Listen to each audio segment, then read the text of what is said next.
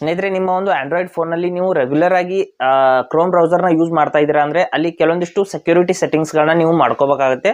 ಈ ಒಂದು ಸೆಕ್ಯೂರಿಟಿ ಸೆಟ್ಟಿಂಗ್ಸ್ಗಳನ್ನ ನೀವು ಮಾಡ್ಕೊಂಡ್ರೆ ನಿಮ್ಮ ಫೋನ್ ಅನ್ನೋದು 100% ಸೇಫ್ ಇರುತ್ತೆ. ಇಲ್ಲಾಂದರೆ ನಿಮ್ಮ ಒಂದು ವೈಯಕ್ತಿಕ ಮಾಹಿತಿ ಅಥವಾ ಪರ್ಸನಲ್ ಡೇಟಾ ಅನ್ನೋದು ಯಾವಾಗ ಬೇಕಾದರೂ ಲೀಕ್ ಆಗಬಹುದು.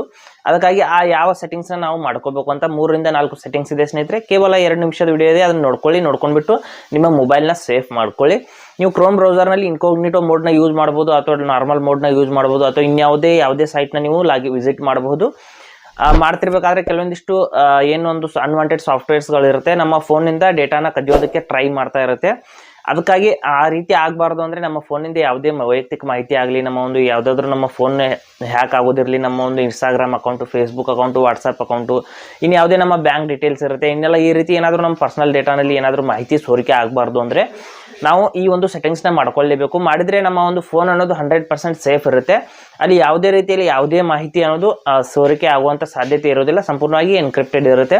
ಅದಕ್ಕಾಗಿ ಯಾವ ಸೆಟ್ಟಿಂಗ್ಸ್ ಅಂತ ಸಂಪೂರ್ಣವಾಗಿ ವಿಡಿಯೋನ ಸ್ಕಿಪ್ ಮಾಡಿದೆ ನೋಡಿ. ಹಾಗೆ ನಮ್ಮ ಚಾನಲ್ಗೆ ಮೊದಲು ಬಂದಿದ್ದರೆ ದಯವಿಟ್ಟು ನಮ್ಮ ಚಾನಲ್ನ ಸಬ್ಸ್ಕ್ರೈಬ್ ಮಾಡಿ ಮತ್ತು ಪಕ್ಕದಲ್ಲಿರುವಂಥ ಬೆಲ್ ಐಕಾನನ್ನು ಪ್ರೆಸ್ ಮಾಡಿ ನಮ್ಮ ತಂತ್ರಜ್ಞಾನ ಆಧಾರಿತ ಬೃಹತ್ ಕುಟುಂಬದ ಸದಸ್ಯರಾಗಿ.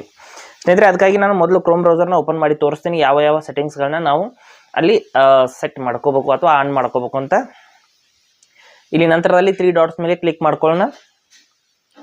ಕ್ರೋಮ್ನಲ್ಲಿ 3 ಡಾಟ್ಸ್ ಮೇಲೆ ಕ್ಲಿಕ್ ಮಾಡಿಬಿಟ್ಟು ಇಲ್ಲಿ ಸೆಟ್ಟಿಂಗ್ಸ್ ಅಂತ ಒಂದು ಆಪ್ಷನ್ ಇರುತ್ತೆ ಕೆಳಗಡೆ, ಅದರ ಮೇಲೆ ನಾವು ಕ್ಲಿಕ್ ಮಾಡ್ಕೋಬೇಕು. ಸೆಟ್ಟಿಂಗ್ಸ್ ಮೇಲೆ ಕ್ಲಿಕ್ ಮಾಡಿದ ನಂತರದಲ್ಲಿ ಸ್ವಲ್ಪ ಕೆಳಗಡೆ ಬಂದ್ಬಿಟ್ಟು ಇಲ್ಲಿ ಪ್ರೈವಸಿ ಆ್ಯಂಡ್ ಸೆಕ್ಯೂರಿಟಿ ಅಂತ ಒಂದು ಆಪ್ಷನ್ ಇರುತ್ತೆ, ಅದ್ರ ಮೇಲೆ ನಾವು ಕ್ಲಿಕ್ ಮಾಡ್ಕೋಬೇಕು.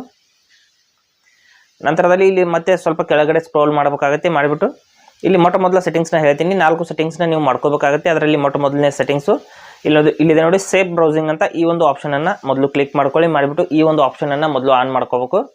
ಅದನ್ನು ಆನ್ ಮಾಡೋದು ಹೇಗೆ ಅಂತ ಹೇಳ್ತೀನಿ. ಇದರಲ್ಲಿ 3 ಆಪ್ಷನ್ಸ್ ಇರುತ್ತೆ ಸ್ನೇಹಿತರೆ ಸೇಫ್ ಬ್ರೌಸಿಂಗ್ನಲ್ಲಿ. ಇದರಲ್ಲಿ ನೀವು ಕೆಳಗಡೆ ನೋ ಪ್ರೊಟೆಕ್ಷನ್ ಅಂತ ಇದೆ, ಇದನ್ನು ನೀವು ಇದನ್ನು ಯಾವುದೇ ಕಾರಣಕ್ಕೂ ಈ ರೀತಿ ಆನ್ ಮಾಡ್ಕೋಬಾರ್ದು.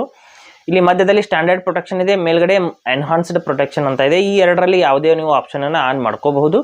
ಆದರೆ ಕೆಳಗಡೆ ಇರುವಂಥ ಆಪ್ಷನನ್ನು ಯಾವುದೇ ಕಾರಣಕ್ಕೂ ನೀವು ಆನ್ ಮಾಡಬಾರ್ದು.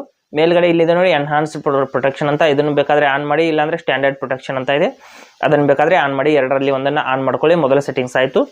ಇನ್ನು ಎರಡನೇ ಸೆಟ್ಟಿಂಗ್ಸ್ ನೋಡ್ಬೋದು. ಇಲ್ಲಿ ಅದರ ಕೆಳಗಡೆನೇ ಇದೆ ನೋಡಿ, warn you if password was compromised. ಅಂದರೆ ಈ ಒಂದು ಆಪ್ಷನನ್ನು ನೀವು ಆನ್ ಮಾಡೋದ್ರಿಂದ ನೀವು ಗೂಗಲ್ನಲ್ಲಿ ಸೇವ್ ಮಾಡಿ ಇಟ್ಟಿರುವಂಥ ಪಾಸ್ವರ್ಡ್ಗಳು ಸೇಫ್ ಇರುತ್ತೆ. ಪಾಸ್ವರ್ಡ್ ಇರ್ಬೋದು ಅಥವಾ ಯೂಸರ್ ನೇಮ್ ಇರ್ಬೋದು, ಅವುಗಳು ಲೀಕ್ ಆಗೋದಿಲ್ಲ. ಅದಕ್ಕಾಗಿ ಈ ಒಂದು ಆಪ್ಷನನ್ನು ಕೇವಲ ಪಾಸ್ವರ್ಡ್ಗೆ ಸೀಮಿತ ಅಂತ ಇದನ್ನು ಕೊಟ್ಟಿದ್ದಾರೆ, ಪಾಸ್ವರ್ಡ್ಗೆ ಸಂಬಂಧಪಟ್ಟಂತೆ ಈ ಆಪ್ಷನು, ಅದನ್ನು ಕೂಡ ಆನ್ ಮಾಡ್ಕೊಳ್ಳಿ.